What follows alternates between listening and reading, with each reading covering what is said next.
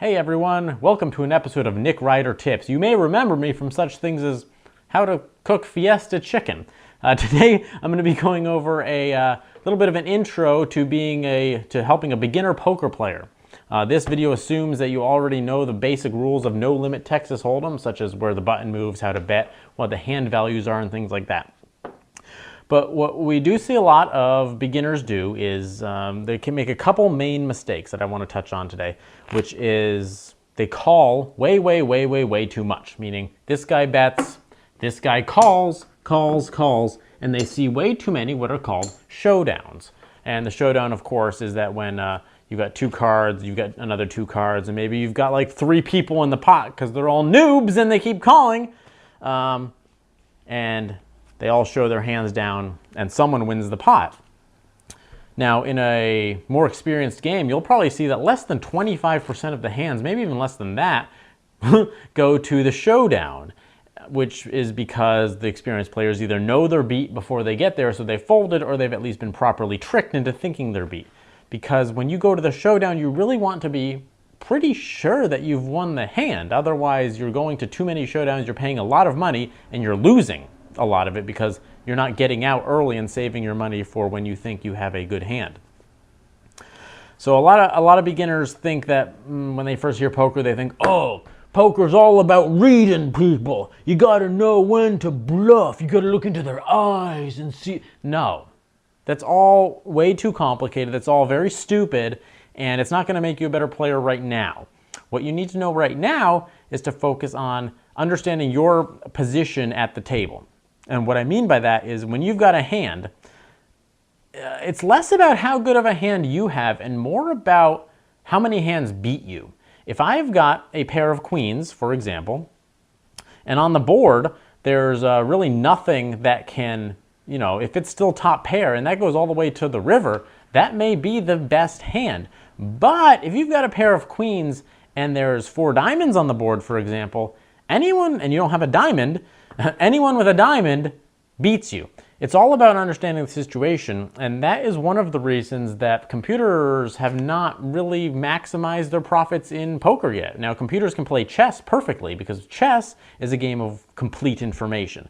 Poker is a game of course, incomplete information where you don't know your opponent's hand, and the situation is always changing. And not paying attention to the situation can be a big problem. If every time it's your turn, someone is having to remind you it's your turn, that means you haven't been paying attention to the situation. How are you supposed to understand how to act on your hand if you don't even know what the situation is? For example, anytime I'm dealt into a hand, I won't even look at my cards until it's almost my turn to act. If I'm late in the round, I won't even look. I will watch what's going on.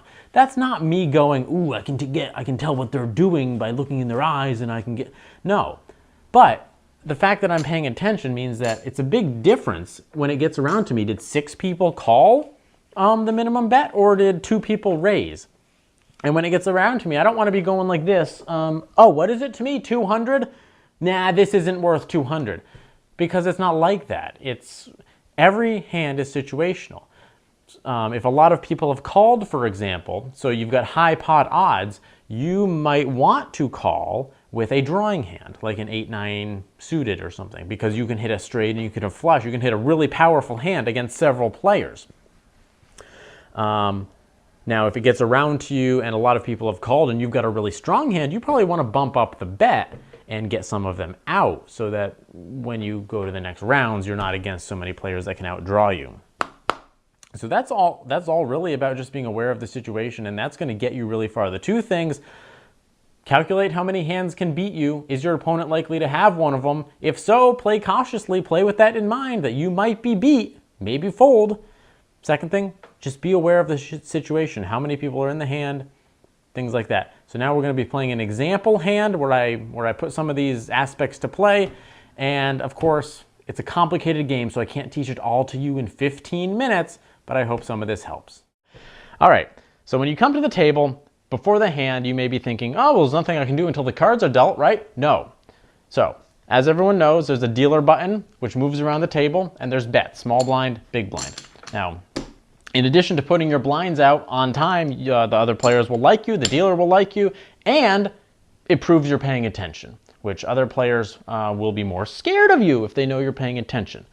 The other thing to note is that before the hand even starts, you should know where you are in the position, because the closer you are to being the dealer, or rather the closer you are to being last to act, the more value you get out of your hand, because this player has more information than these other players when it comes to the after the flop betting, right? So he can afford to go to the flop, maybe with a slightly weaker hand, see what happens, and then still be able to get out without wasting any more money, while someone early on might not have that opportunity. Obviously, they can all still get out, but you know what I'm saying, not with as much information. So before the cards are even dealt, you should have in your mind, okay, I'm on the button. Now I'm last to act, or I'm under the gun. As soon as the cards are done being dealt, I need to act. So we're going to go through a little bit of a hand here. I have it dealt out. Obviously, like I said, I can't go through every single betting situation, but we're going to do a couple. We're just going to do like a quick little tutorial here. So before the flop, I've sort of simplified this into that you're going to have 3 types of hands. You're going to have a bad hand. Well, actually, you might have 4 types of hands. You're going to have a bad hand. You're going to have a draw hand, which means it's an okay hand if the right cards come out. You're going to have a good hand, which means mathematically your hand is probably better than everyone else's. Or you're going to have you might have a bad hand with odds, is like a weird gray area hand. And that would only happen if you're on like the big blind. So if we look at the first hand, it's a 2-6. It is an objectively bad hand. Only idiots would stay in with this. You should fold it immediately. It's garbage. You're first to act. You're out of position. There's absolutely no excuse to be playing 2-6, right? Second hand is going to be an ace-queen. This is probably, I would categorize, a good hand. It's on the lower end of good, on the upper end of draw, because there's a lot of possibilities here, but it's probably still a good hand.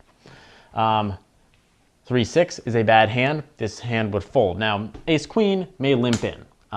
If you have a draw hand, probably a good player would raise this up, but a bad player might limp in, right?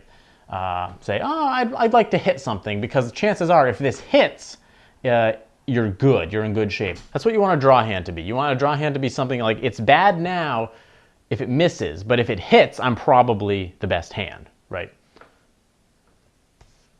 So 10-10 is a good hand, objectively. It has to be. There's only 4 hands that can beat it. Jacks, queens, kings, or aces. And at a table of 6, you have a good chance that nobody has that, because there's 169 card possibilities. Mathematically, 13 times 13. They're not all equally likely, but we're just doing fuzzy math here for the beginners.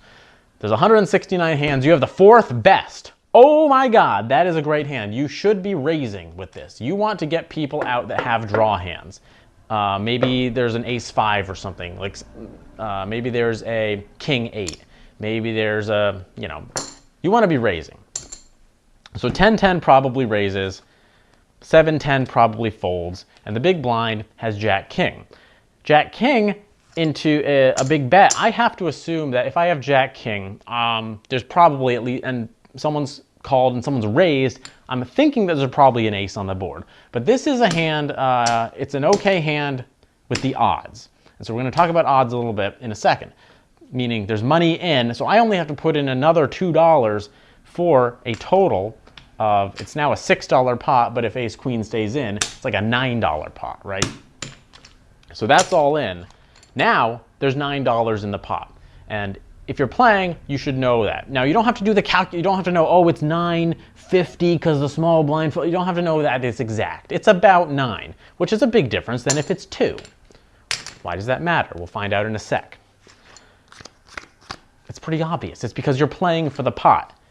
Now, your future actions should not necessarily be affected by what you've done before, but they should be affected by what's in the pot, because this is lost money to you. No matter if you fold, this is gone. This money's gone. It will go to another player. So we don't want to be chasing the pot, but we also don't want to forget how much is in there. Now, so king, queen, and 5 come out. So the 5 really doesn't play at the moment.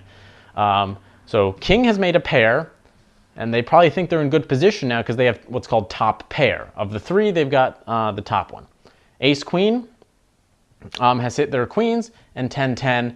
Now, this is what's interesting. All of a sudden, 10-10, what was the 5th best hand, now becomes like, well, anything with a king and anything with a queen beats me, right? And so this is a kind of a bad situation for 10-10. So let's say that King Jack thinks they've got the hand and they want to value bet, which is put money in the pot. They want other people to call. If they wanted to force someone out, they may throw something out big like this. But if they're value betting, a lot of times you'll match what the previous bet was. I like the $3 bet, he says. He throws out $3. Ace Queen, probably scared of the king. Probably scared of the king, might still call. Now 10-10 has a situation on his hands. 10-10 knows he's beat, most likely. There's no reason that you'd have a bet and a call if he wasn't beat. Now we have what's called the pot odds. So we've got 9 in the pot. We've got 6 more, so we have 15. He only has to put out $3 more to see another card. And 10-10 is going to assume that if a 10 comes up, that he's locked it. And that's what's called an out. So there's 2 more cards that can come up. And to 10-10's knowledge, he knows that there's 47 cards unexposed. So 52 minus 2 minus 3. He doesn't know about these 2 cards. So it's a 2 out of 47 chance. So what, a 1 out of 23 chance? So he needs 1 to 23 odds to call. But he doesn't have it right now. But if he goes, well, there's also implied odds. Like they bet 3-3-3. If we assume that they'll bet 3-3 again, then you're getting to 15. Then you're getting to 21. You're getting close to being able to do it. So, and he might see 2 more cards, right? And there might be 2 more rounds of betting that do that again, and then he might get up to like 28. So you've got these weird odds. 10-10 is in a weird situation here. I might pay to see 1 more card because I think I would get paid off if I hit. 8 comes up, right? Now, this guy bets again. Maybe this guy bets 5. Ace Queen. Ace Queen might actually fold here. But if he stays in, now 10-10 has got a real situation on their hands. 10-10 might fold. I don't know. It doesn't really matter for this demonstration. But say 10-10 folds, they think they're beat. They don't think they're going to hit because now they've got a 1 in, yeah. So now they've got, yeah, still a 2 in whatever chance. Now the queen comes up, and Ace Queen has actually hit their hand. But what's happened here is that 3 clubs have come up. So let's say 10-10 didn't fold. Where's that other 10? Let's say 10-10 didn't fold and 10-10 completely missed, right? Now we're going to consider a couple different styles of betting. And we're going to also assume that these guys are not short stacked because I did not set these up correctly. So there's different types of bets. At the end, there's going to be the value bet, like I already talked about. You think you've locked the hand. Queen probably thinks they've locked the hand. So they may value bet this, meaning they want someone to call. There's the defensive bet. The defensive bet is you're actually scared. So now king might be scared of the queen, rightfully so. King might defensive bet. King might throw out an under bet, like a 3, right? Hoping that the player with the queen decides not to raise, decides, call is good enough. And maybe maybe the bet scares queen enough to not bet too much. What king wants to do is king wants to see the showdown without paying too much. So they defensively bet, like proactively become the aggressor in order to show strength when they don't really have it anymore. There's the semi-bluff, of course, where you think everyone's weak. So they're showing weakness. Maybe they checked around a bunch of times and you're like, well, I've got okay hand. So I've got an okay hand, so I'm going to fire out a bet. If they call, okay. If they don't call, I'm completely happy not risking it. And then, of course, there's the full-on stone-cold bluff, where 10-10 in this situation, 10-10 knows they are beat. There's no reason 10-10 thinks that they would win this hand. However, what 10-10 sees is that 3 clubs came out, right? And 10-10 has been playing like they're drawing. They've been calling only. That's what you do when you're drawing, is you call. If you're strong, you don't call. If you're weak, you call, or if you're drawing. What 10-10 might do, depending on how much money they have, they might stone cold bluff this. I think that would be a dumb move, but it can happen. Unfortunately, in small level games, you're probably not going to get anyone off this pot. So that would be a dumb move if 10-10 knows their opponents are beginners. It's a stone cold bluff this. Now against good players who see the club draw and 10-10 knows that he was playing like he's drawing, that might be a better play. So that's the interesting part about playing with beginners, is the better play actually ends up being weaker against poorer players because they don't understand the betting pattern. So 10-10, if they're smart, would not play the hand. That's about it. So what would end up happening is any of those bets might happen, and queen-queen would eventually take the pot. So that is the basics, and I'm not going to spend too much more time going into it. Though that's the basics of betting. There's the value bet, the defensive bet. It's just what I see in beginners is calling way too much. Calling shows weakness. You call when you're drawing, and you call when you're faking weakness. The only other reason to be calling or checking is if you're really showing weakness, or sorry, you want to show weakness, right? So if you flopped the best possible hand, you actually want to show weakness. You want people to bet into. You don't want to be looking like you're strong. You want to be looking like you're weak. But if you really are weak, you either want to be getting out of the way, or you want to be showing some aggression to take the pot down. But again, only if you sense that your opponents are weak. If you're not going to get your opponents off the pot, you're not going to get them off the pot. Just fold the hand and be done with it. Move on to the next one. This has been the Nick Ryder Tips Poker Hour. Bye.